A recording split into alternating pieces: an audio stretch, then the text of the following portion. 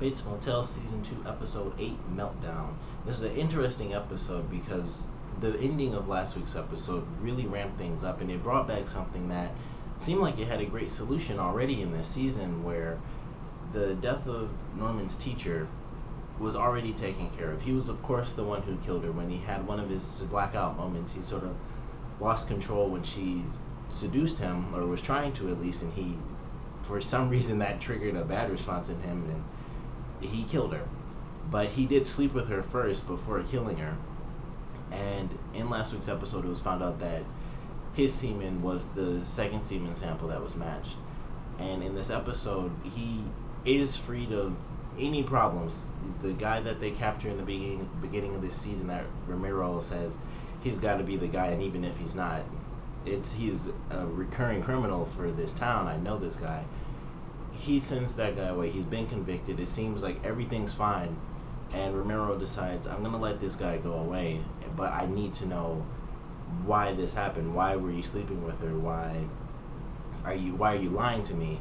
And that, it was a great sort of intermediate moment in this episode where the ending made it seem like this episode was really the one where things were gonna fall apart, but it seemed fairly simple. Romero has changed his view of Norman and Norma, and he sort of helped him out, and he let him go, basically.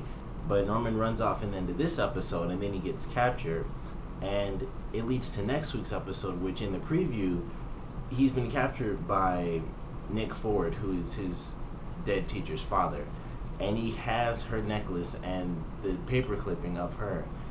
Excuse me.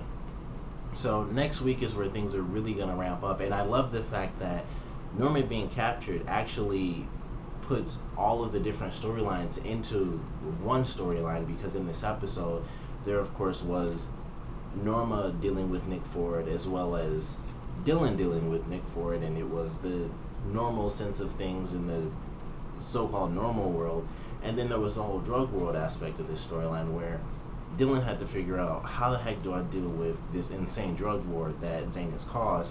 He's getting pulled over by Romero. He has to meet with Nick Ford, and he's even told by his boss, she basically says, you can kill my brother if you have to. And I found that really interesting, and she doesn't know what to do. She's not sure how to fix this, but she knows the outcome of it if things keep going the way that they are. And she knows that she kind of has to get rid of the problem or everyone's going to die. And it was just amazing to see everything sort of come to a head in this episode, where Norma has to go find Dylan, and he tells her the same thing that Romero told her about Nick Ford. And he says, stay away from this guy because he's dangerous, don't deal with him at all.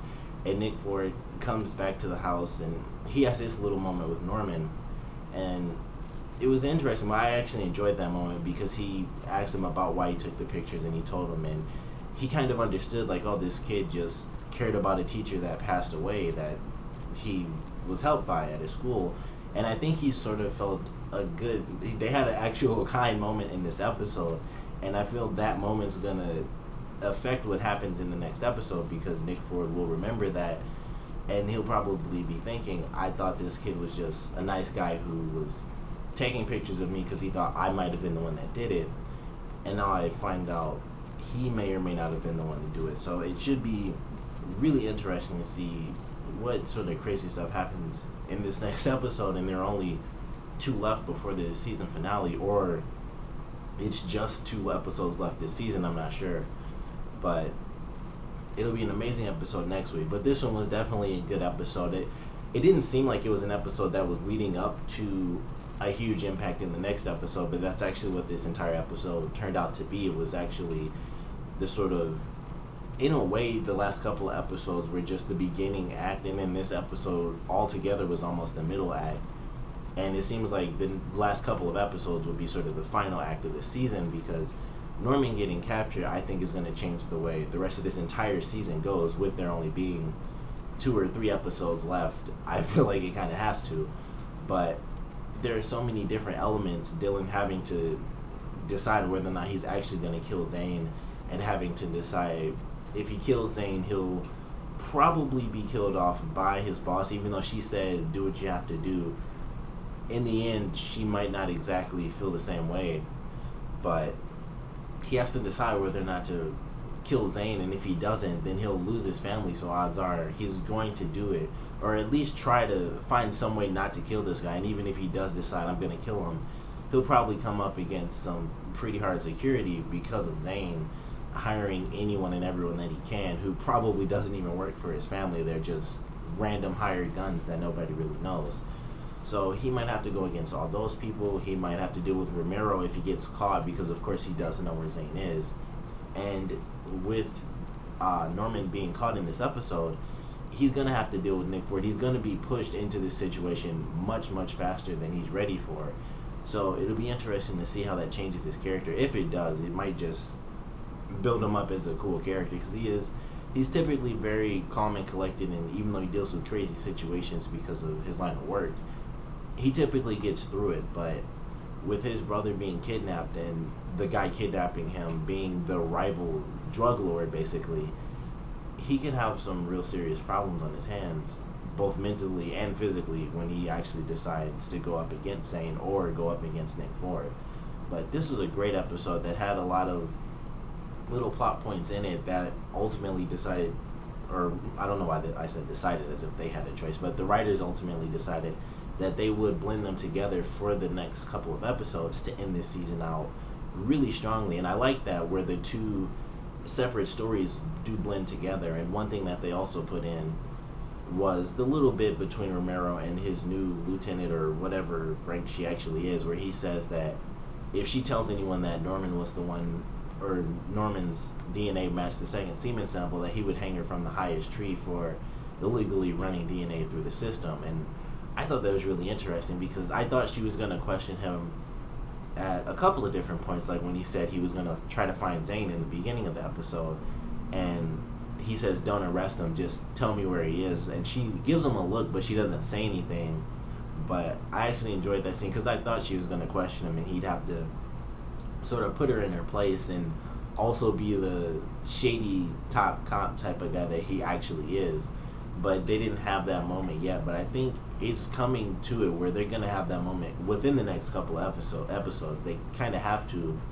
Or if they don't, they're going to save her as a recurring character in season 3. And she'll be a pretty serious antagonist, mostly because of the fact that if she does spill the beans, Norman and Norma are going to be screwed.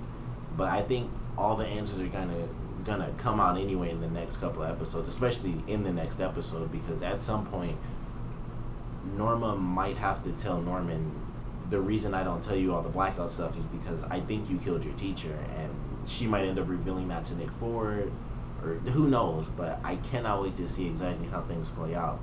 But I love this episode, and the stuff between Norma and Norman, them not getting along right now. I actually love the scenes they had in this episode, where one of my favorite parts was when he calls her out about how she was really mad, and then she tries to do the whole fake tears, and he says, oh, I get it, the anger doesn't work, so now you cry. And I love that he called her out on that, because that's what she does. And it surprised me in the last episode that she didn't instantly go to that, but she tried to switch it up, and then she switched back, and he distanced himself from her. So of course she ran back to the guy that she decided it was a mistake to actually date, and she sleeps with the guy, and then Norman gets arrested and her spidey senses go off. But I did love their interaction in this episode, and also when he's watching the movie that he said he didn't want to go to the movies to see with her, and she's like, fine, movie over. He's like, well, that was childish. That was one of my favorite lines, because he said it so plainly. But great episode. Comment below, let me know what you guys thought of it. Favorite parts, least favorite parts. And I guess the biggest question is, do you guys think that the truth is going to be revealed about Norman, and who do you guys think it's going to be revealed to first? Comment below, let me know, and thanks for watching.